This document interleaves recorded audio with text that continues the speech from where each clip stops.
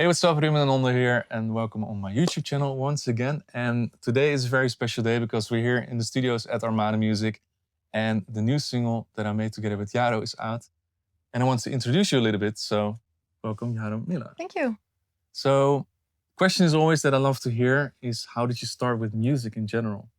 Oh, that's such a nice question, and a very, very broad one question. as well. Yeah. Because I feel like when you're a singer and you sing, you always had your instruments. There was never a day that you bought your guitar. Like you always had it. Yeah. So it was always in me. But when I was in high school, I started making rock music, and I was in rock bands, and I loved doing that, screaming on stage. Mhm. But then when I was studying, I decided to make pop music and really got into dance music and production, and that's what I'm still doing.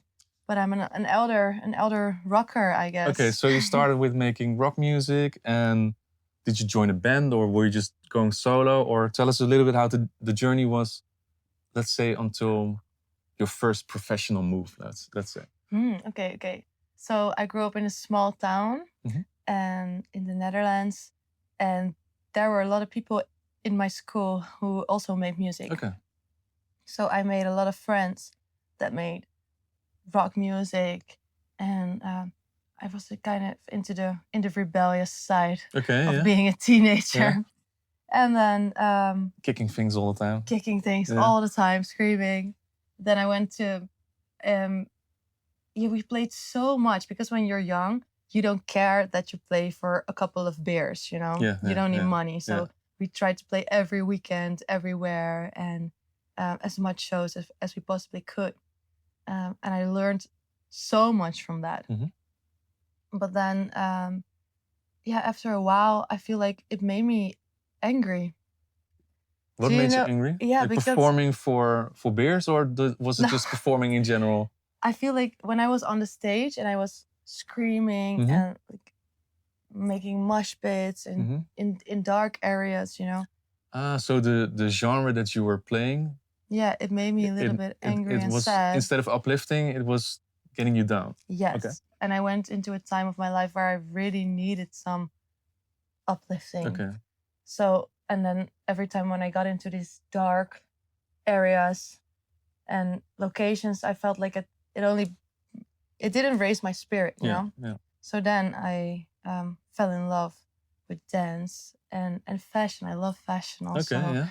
And I started making my own music that gave me a reason to light up and be happy. And that went really well, because then I got a lot of producers that wanted to work with me, and I graduated school. Right after that, I did a show with all of my own music, pop music, bright outfits, makeup, like very, So you come from like a dark, how do you say it, like rock kind of influence, and you didn't like that anymore. So you took the turn, how do you say, you flipped the page and you were like, okay, from now on I'm gonna be like an optimistic artist and be creative and just show my colorful sides and everything. Yeah, I needed that. And so you went from a band to working solo on things. Yes. What was the most difficult part about that? Well, you know, our good friend Corona came. Oh yes. So that had played a really big part. We're like, okay, this is a computer, this is a DAW. Yes, this is a DAW. We attack this. There was no live music when there was Corona, so then I really found my way into making my own music. And I think the most difficult part is when you have your band, you have your people, and now I'm alone. You need to find new people to work with. But I don't want to say it's necessarily difficult, because it's also why I met you, for example. Yeah. And you can cross paths with new people all the time, and I think that really excites me, makes me happy. Yeah, because we first met last year because there was an AStateofTrance writing camp, and then writing camp means that our publishers, or at least my publisher, Armada Publishing, they basically take artists from everywhere and just throw them together in the studio and see what happens. Yes, that's true. So you never really know what you can expect, because a lot of people prefer to, most of the times I work on music myself. I sit in a dark room, I'm just locked to my screen, and that's it. So suddenly you have to go into a studio and be social. Be social, very important. But also people from total different areas from music suddenly sit together and you sort of have to perform, because it happens also that you do writing camps and nothing really happens. All right. True. So for State of Trance, it was the idea of Armada Music Publishing to actually make something and then perform it at the festival, which is kind of something that's almost impossible. Like which is what we did. Which is what we did. Yeah. But a year later, but that's fine. So we sat in the studio together, also at Thea, and do you still remember the moment that we were linked to each other? Because how do you attack that when you do a writing camp? Do you investigate the artist? Tell me. I always investigated a little bit, but I remember this day that I checked it out. No, I checked it out, I believe, the night before or something, because you have the writers camp, so you have multiple sessions, so every day is somebody else. And then I checked it out, and then I saw you and Thea, and then I was like, oh, that's gonna be nice, because I saw your music and your work and what you did before. So I was super excited to meet you and to write together. Yeah. How about you? Do you check it out, or you let it be I think no, I always love to check it out, because I'm a little bit of a control freak with certain things, so I always like to know at least some songs, because otherwise you go in there and you're like, hey, I'm introducing myself. What do you do? Yeah. Well, I don't know. So, and then you have to be like, okay, I need to check your music before we're going to start writing. So I prefer to go into a little bit more prepared. So I kind of checked out what you did already and the poppy things and your social game. You have to check our socials. They are insane. I'm so jealous of that you're able to do that. Now, I think I was interested because we are from such different sides of the music scene, and I was just curious, like, so what's going to happen when we get together in the studio? Yeah, because when you see me online, it's kind of, in a way, extreme, maybe. That you think would fit with me. Yeah, I can imagine. But I'm very normal, right? Yeah, I promise.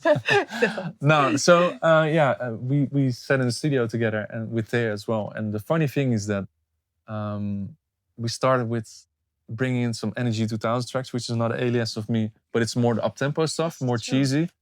I think we kind of quickly wrote 2 tracks, and we had some time left at the end of the session. Do you know what I remember? You showed me some Swiss or Danish, Norwegian music, because I was like, you were like, I would love to have music that sounds like this, but it's not in English. It doesn't exist in the Netherlands. Nobody knows it. I was like, oh my God, what do you have here? And then it was so beautiful.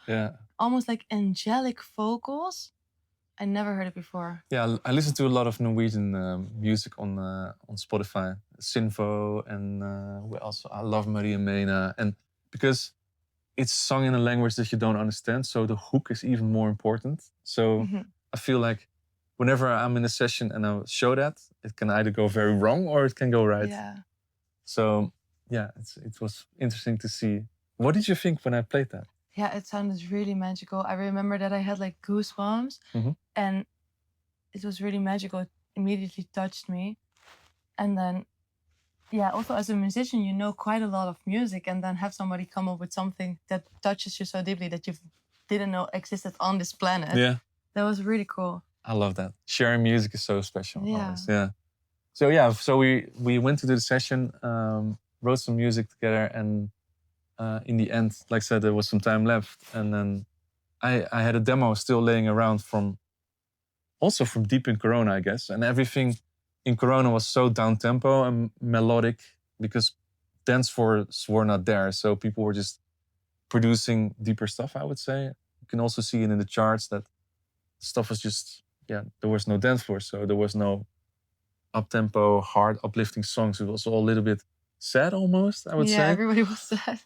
And it was a demo called Eclipse. I still had it on the computer. I just played it earlier as well. And it's a song that I wrote for Johan, my cousin that passed away early in Corona as well. And I never really did anything with that because, I don't know, it didn't feel like throwing that into a writing session because I thought the spirit needed to be uplifting and your music was also very colorful. So we took a different approach on that and I played it. And I think we only had like 45 minutes left in the session. Yeah. It was at the end of the day. And I was like, okay, I still have this as well. And you asked me, what should we do? Do you have something that you want to write about? Yeah, I asked you the story, yeah. Yeah. I really was hungry for some emotions. After we wrote some really cheesy bangers. I was hungry for some emotions that were really like came from something special from you as well. Yeah, and the demo was called Eclipse because the fondest memory that I have together with him was early 2000s. I sat in the park together with him, and if you're old as me, then you remember that you had to take a CD and then you could watch the solar eclipse through the CD. And that's one of the fondest memories that I had, that we sat together in the park, also with his dog, just watching the eclipse. And that always stuck with me. And then I told you that story. And that's when things happened, I guess. And it was really sad as well because he died very young. Yeah. Yeah, and you can hear it in the music because it has an uplifting vibe, but it also has got something sad. Yeah, melancholic. Yeah. That really,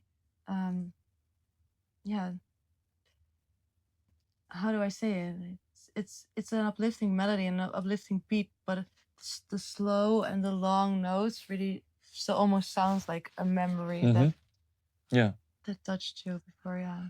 Yeah, and then I think while I was looping the demo, the funny thing is that in the sessions, this is what happens a lot, is that I would sit on the chair where the camera person is, and I would just loop it, and you would hear nothing, and suddenly out of nowhere, you have written the whole song already. But with it being quiet, and then suddenly the whole song was there already.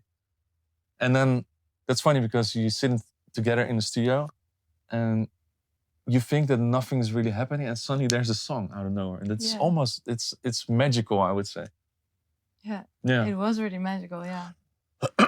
So yeah. I also remember that I had the "Do you believe" line, and then because I was just writing it, I just sang it 4 times, and then I was like, I need to change it. You were like, no, keep it, just sing it 4 times because it really emphasizes it. So I was like, okay, cool, yeah, that's funny. Yeah, so I'm super grateful that we had the experience that we did in the studio, that we wrote this song. Also, shout out to Thea that was there as well. I'm looking forward to, maybe we should do some more music in the future. I would love to do that. I would love to. And thank you so much for sharing your art with us, that we can listen to this song. Same. Thank you, guys. Enjoy listening to Eclipse. It's out now, I think.